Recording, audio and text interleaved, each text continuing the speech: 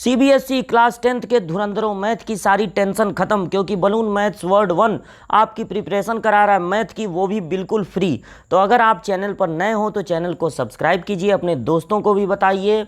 Fourth chapter यानी कि quadratic equation, exercise 4.3 जो कि लास्ट एक्सरसाइज है एनसीईआरटी की बुक का, फर्स्ट और सेकंड क्वेश्चन के सारे पार्ट लग चुके हैं और आज स्टार्ट करना है क्वेश्चन नंबर 3 से। तो क्वेश्चन नंबर 3 ये रहा आपके सामने। Is it possible to design, क्या ये पॉसिबल है ऐसा डिजाइन बनाना, एक rectangular mango grove whose length is twice its breadth and area 800 metre square. तो चलिए इस क्वेश्चन को लगाते हैं। तो आपको बनाना है एक ऐसा रेक्टेंगुलर मैंगो ग्रुप जिसकी जो लेंथ है वो ब्रेथ की ट्वाइस हो। तो हमारे स्टेटमेंट में जो बाद में आता है, यानी कि यहाँ पर बाद में स्टेटमेंट में आए ब्रेथ, ब्रेथ को तब एक सपोज करना है। तो जो लेंथ है वो ब्रेथ की ट्वाइस है। ब्रेथ को अगर आप एक सपोज करेंगे तो ये जो लेंथ है वो उसकी ट्वाइस यानी 2x हो जाएगी। और इसे आप लिख देंगे कि सपोज किया ब्रेथ है x मीटर, तो लेंथ अपने आप हो गया 2x मीटर। और एरिया, एरिया आपको गिवन है, एरिया होना चाहिए 800 मीटर स्क्वायर। तो एरिया होता है रेक्टेंगल का लेंथ इंटू ब्रेथ, ये होना चाहिए 800 metre square. Length means 2x और ब्रेथ है x इक्वल टू 800। अब आप जब इनका मल्टीप्लाई करेंगे, ये x है और ये मल्टीप्लाई का साइन है, ओके, 2x स्क्वायर मल्टीप्लिकेशन होगा और ये होगा 800। तो अब आप 2 से 800 को डिवाइड कर देंगे तो x स्क्वायर इक्वल टू होगा 400, यानी कि x की वैल्यू आएगी रूट में 400।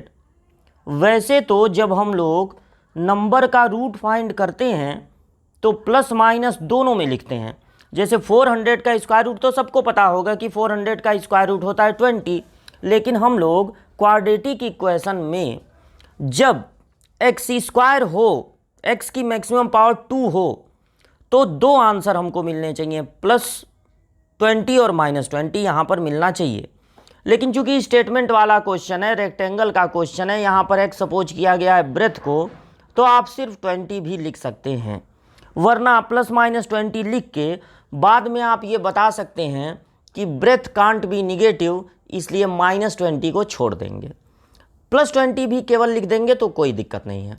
तो x की वैल्यू हो गई 20, यानी कि उसकी जो लेंथ है वो होनी चाहिए 2x है ना, तो इसमें 2 का इंटू कर दीजिए, लेंथ होनी चाहिए 40 मीटर और ब्रेथ आपकी होनी चाहिए, मतलब आपकी ब्रेथ नहीं, उस रेक्टेंगुलर मैंगो ग्रूव की ब्रेथ होनी चाहिए 20 मीटर। ठीक, तो ये तो पॉसिबल है, मतलब पूछा था कि पॉसिबल है कि नहीं।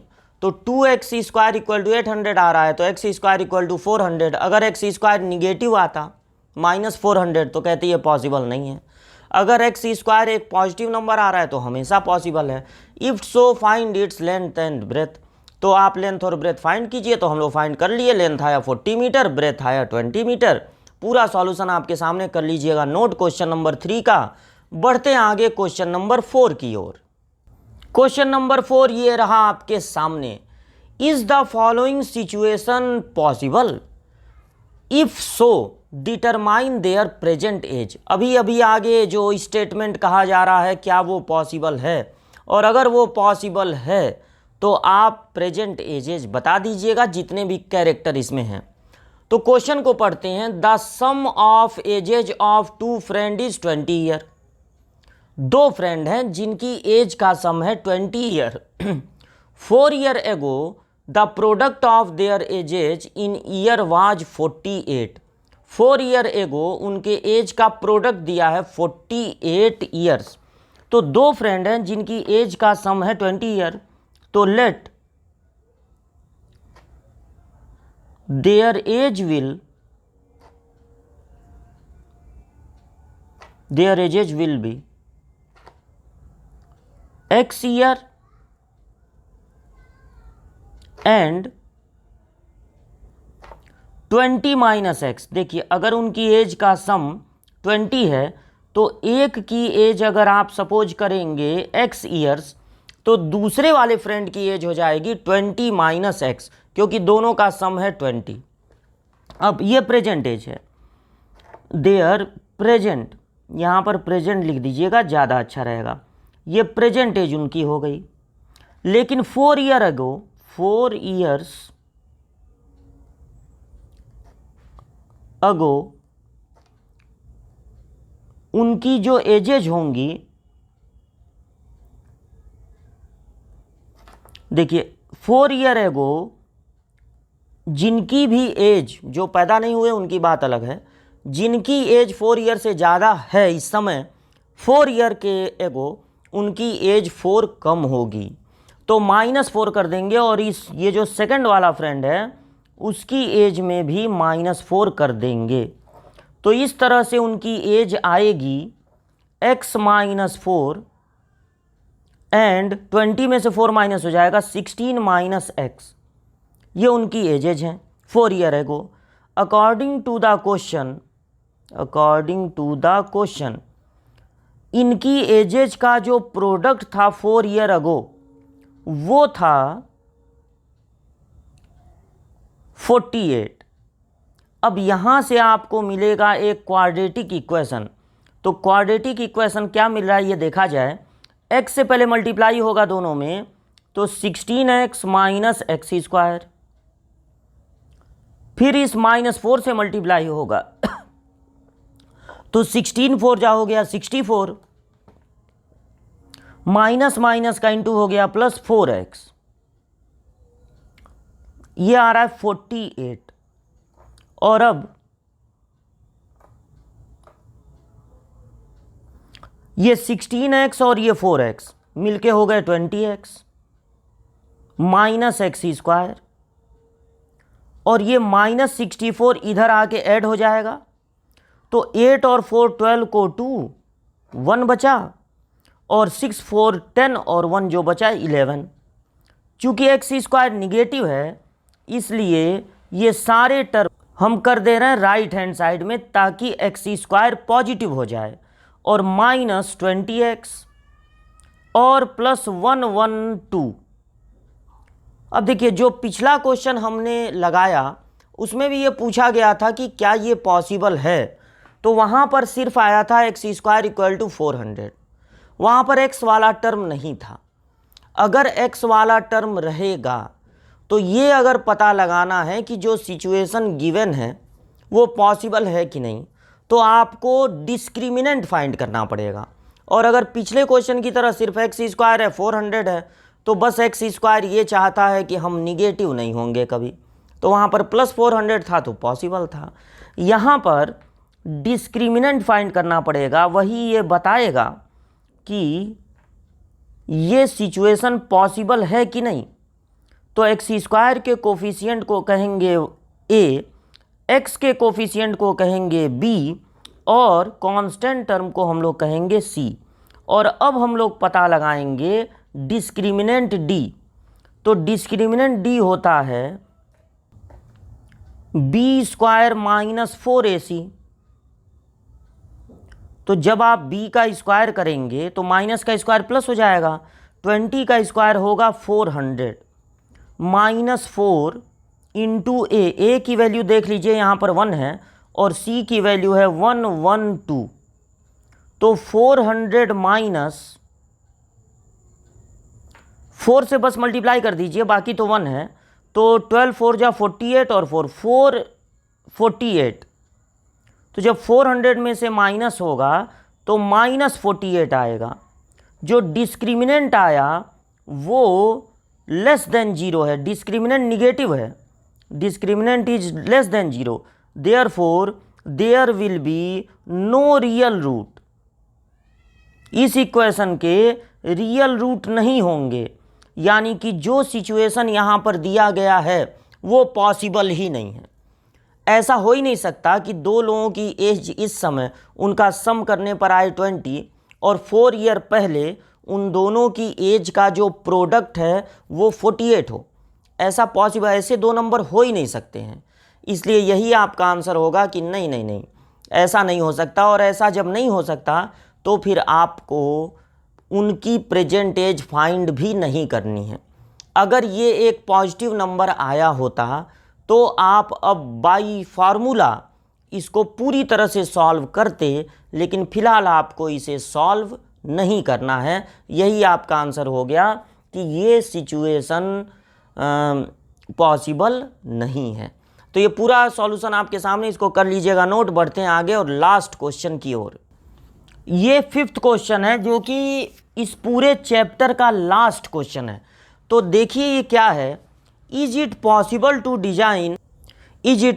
To design a rectangular park of perimeter 80 metre and area 400 metre. इस बार आपको गिवन है पेरीमीटर और एरिया। तो रेक्टेंगल जो होता है उसका पेरीमीटर होता है 2 in bracket length plus breadth. तो आप क्या करेंगे, लेंथ या ब्रेथ में से किसी एक को x सपोज कर लेंगे। यहाँ इस क्वेश्चन में कोई ऐसा स्टेटमेंट नहीं है कि जो लेंथ है वो ब्रेथ का ट्वाइस है, ट्वाइस से 2 ज़्यादा है। कि हम ये देखें कि जो हमारे स्टेटमेंट में, क्वेश्चन के स्टेटमेंट में बाद में आया है उसको हम x सपोज करें। ऐसा सिचुएशन यहाँ पर नहीं है। तो आपका मन करे लेंथ को x सपोज कर सकते हैं, मन करे ब्रेथ को। पेरीमीटर दिया हुआ है 80, 2 इन ब्रैकेट, लेंथ की जगह आप x लिख देंगे। और अब ब्रेथ को कुछ ना सपोज कीजिए, बल्कि 2 से 80 को कैंसिल करके आप ब्रेथ को सब्जेक्ट बना लीजिए। ये 40 है, 40 माइनस x, यानी कि जब आपने लेंथ को x सपोज किया तो ब्रेथ अपने आप हो गया 40 माइनस x। अब आपको एरिया का यूज करना है, एरिया भी गिवन है। तो एरिया इक्वल टू दिया हुआ है 400 और एरिया होता है लेंथ इंटू ब्रेथ। लेंथ और ब्रेथ को स्मॉल लेटर कैपिटल लेटर किसी से भी डिनोट कर सकते हैं। कोई ऐसा इशू नहीं है कि लेंथ और ब्रेथ को कैपिटल लेटर से डिनोट करना चाहिए या स्मॉल लेटर से, ऐसा कोई इशू नहीं है। आप कोई भी कैपिटल लेटर का यूज भी कर सकते हैं, स्मॉल लेटर का यूज भी कर सकते हैं। तो अब देखिए लेंथ के प्लेस पे आपको रख देना है x और ब्रेथ के प्लेस पे 40 माइनस x और ये इक्वल टू कर देना है 400 के इक्वल कर देना है।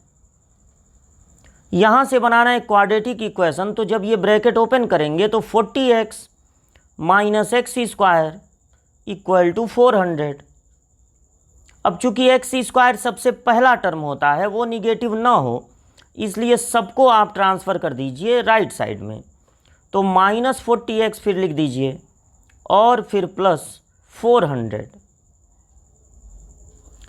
डिस्क्रिमिनेंट ये बताएगा, भले ही आप देखकर ये बता दें कि ये पॉसिबल है कि नहीं, नंबर तुरंत सर्च कर लें कि मल्टीप्लाई करने पर 400 आना चाहिए और प्लस करने पे 40, वो आपकी अलग बात है। लेकिन एग्ज़ाम में आपको शो करना है, जब हमने कहा कि बताइए ये पॉसिबल है कि नहीं और ऐसा क्वाड्रेटिक बन रहा है जिसमें तीनों तरह के टर्म हैं, तो आपको पहले ए, बी और सी नोट करना है। तो ए आप नोट कर लीजिए जो एक्स स्क्वायर का कोफिशिएंट है, बी नोट कर लीजिए जो एक्स का कोफिशिएंट है, और आप सी नोट कर लीजिए जो कांस्टेंट टर्म है। और अब डिस्क्रिमिनेंट डी का फार्मूला लिख लीजिए बी स्क्वायर माइनस 4ac। अगर डी की वैल्यू 0 आती है या पॉजिटिव नंबर आती है तब तो ये पॉसिबल होगा और नहीं तो पॉसिबल नहीं होगा। तो बी स्क्वायर यहाँ पर होगा 1600 और माइनस 4 इंटू ए मीन्स 1 और सी मीन्स 400। तो इस तरह से आप देख रहे हैं कि 1600 में माइनस होगा 4 4 जा 1600 और आएगा 0। ज़ीरो आने का मतलब है अगर डी की वैल्यू ज़ीरो है तो रूट होंगे रियल, इक्वल भी होंगे, लेकिन यहाँ पर आपका काम है बताना कि ये रियल हैं या नो रियल हैं। तो अगर रूट रियल आते हैं तो आपको इसको सॉल्व भी करना है। तो सॉल्व करने के लिए आपको ये फार्मूला लिखना होगा, minus B plus minus root में डिस्क्रिमिनेंट डी बाई 2a। और अब b के प्लेस पे जब आप रखेंगे -40 तो माइनस माइनस मिलके हो जाएगा प्लस, और रूट में आपको रखना है 0 अपॉन 2a। a की वैल्यू देख लीजिए 1 है, तो 0 के ऐड होने पर 0 के सब्ट्रैक्ट होने पे 0 का स्क्वायर रूट होता है 0, और 0 के ऐड सब्ट्रैक्ट होने पे कोई फ़र्क नहीं पड़ेगा, ऐड होगा तब भी 40, सब्ट्रैक्ट होगा तब भी 40। तो x की वैल्यू आ गई 20। आपने सपोज किया था लेंथ को x, और x की वैल्यू आ गई है 20। तो अगर x की वैल्यू 20 है तो 40 माइनस x भी 20 होगा, यानी कि लेंथ उस प्लॉट की 20 होगी मीटर और ब्रेथ भी होगी 20 मीटर।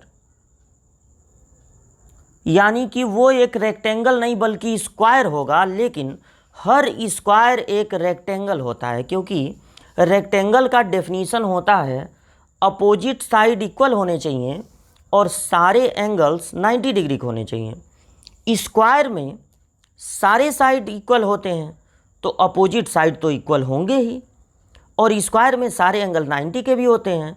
तो जो डेफिनीशन है रेक्टेंगल का वो स्क्वायर पे फिट बैठता है, इसलिए हम कहते हैं every square is a rectangle. तो इस तरह से ये पूरा सॉल्यूशन आपके सामने, आप नोट कर लीजिएगा। इस क्वेश्चन का आंसर है लेंथ भी 20 मीटर और ब्रेथ भी 20 मीटर। तो ये पूरा चैप्टर कंप्लीट हो गया, 4th चैप्टर। स्टार्टिंग से हम लोग पढ़ रहे हैं, चारों चैप्टर के वीडियो हैं, आप देखिएगा ज़रूर, और एनसीईआरटी के नोट्स बनाइएगा, बार बार कहते हैं।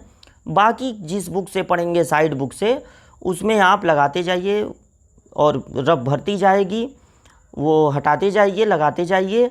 लेकिन अब मोटी सी बुक का नोट्स आप बनाएंगे तो आपको रिवीजन करने में बड़ी दिक्कत होगी। आपको रिवीजन में बस ये चाहिए कि सारे फार्मूले एक बार नज़र के सामने आ जाएं, जितने टाइप के क्वेश्चन हैं वो सामने आ जाएं। जब एग्ज़ाम के लिए 2-3 दिन बचेंगे उसके लिए आप नोट्स बनाते हैं, बाकी तो आप साल भर प्रैक्टिस करते रहते हैं। मैथ प्रैक्टिस की चीज़ है। और मिलते हैं अगली वीडियो में अगला चैप्टर लेकर।